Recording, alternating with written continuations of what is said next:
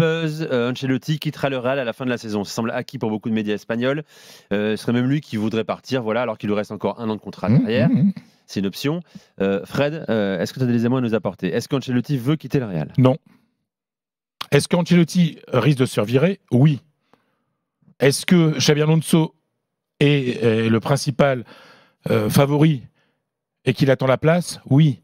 Même s'il est champion d'Espagne, même s'il fait finale ou victoire en Ligue des Champions. Champions. Après, on va voir. Alors, s'il fait le doublé Ligue des Champions, championnat, c'est pas possible de le faire partir alors qu'il a un contrat. Simplement, ce qu'on appelle le run-run, la petite rumeur, etc. Et ce que certains dirigeants disent après, par exemple, la défaite contre Barcelone, la claque contre Barcelone l'autre jour. Oui, on sait très bien comment ça se passe. Mais Carlo Ancelotti, je peux vous assurer, et vous savez que je suis quand même bien informé, n'a pas envie de quitter le Real Madrid. Voilà, c'est pas Carlo Ancelotti qui va dire je pars. Non, on pouvait avoir cette impression-là, un homme qui a beaucoup gagné, beaucoup travaillé au Real, épuisé, le temps avance. Il n'est pas épuisé. Aussi. Il n'est pas épuisé. Prendre une sélection un jour, on a longtemps parlé du Brésil il y a oui. une saison et demie, je me rappelle. Il a été intéressé par le Brésil. Voilà. Mais moi, je lui en avais parlé directement, comme toujours. De toute façon, pour Ancelotti, c'est ça. Moi, je lui parle directement. Il vaut mieux parler à Dieu qu'à ses saints, comme ça qu'on dit. Voilà. Voilà, et Carlo m'avait dit clairement à l'époque, si je suis viré du Real, oui, pourquoi pas aller au Brésil, quoi. Sauf que depuis, là, il gagne tout. Il a encore gagné la Ligue des Champions, là. Donc, moi, cette musique, j'ai souvent entendue. Mais c'est évident qu'il y a des gens qui... Vous savez, quand tu es président du Real, tu es un peu un roi avec plein de courtisans autour.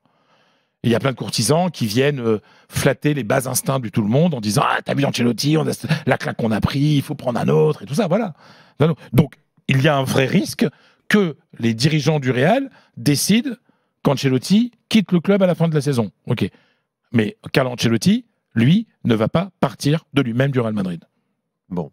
Polo, l'info est arrivée chez toi, en tout cas le ronron espagnol concernant l'avenir d'Ancelotti, puisque tu es concerné. Pas plus que ça. Je rappelle que Xabi Alonso est sous contrat jusqu'en 2026 au Bayer Leverkusen. Oui, mais en plus, on ne sait pas trop comment ça va se finir avec Xabi Alonso qui en parle relativement peu, en fait. Moi, ce que je constate, c'est que Leverkusen a prolongé les contrats de Boniface et Tapsoba, qu'on nous a expliqué, ce qui n'a pas été confirmé pour l'instant, que Wirtz pourrait faire une année de plus du côté de Leverkusen.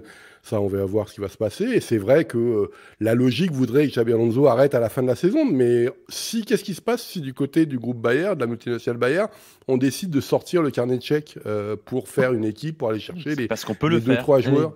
Et moi, je sais pas. Le mec, il est tranquille là-bas en Allemagne. On va pas lui mettre la même pression. Il est encore jeune entraîneur. Donc, évidemment qu'un jour, la case Real Madrid sera coché que Xabi Alonso. Mais le problème, il faut le bon moment, etc. Moi, je trouve le débat avec Ancelotti extraordinaire parce que les visionnaires, c'est ceux aussi qui prévoient l'avenir. C'est-à-dire que même si Ancelotti peut avoir un super succès encore en 2025, peut-être qu'un grand dirigeant doit dire « Bah oui, mais tu vas t'arrêter là parce que nous, on prépare l'avenir. » Et le problème, c'est qu'on ne sait jamais si c'est une bonne ou une mauvaise décision. On ne voit qu'à posteriori. Mais je trouve ça extraordinaire. Moi, les grands dirigeants ou les grands directeurs sportifs qui décident de couper une série qui peut être très bonne parce qu'ils estiment que l'effectif est trop vieux et trop âgé ou ça va plus fonctionner l'année prochaine parce qu'il y a une nouvelle concurrence, parce que ceci et parce que cela.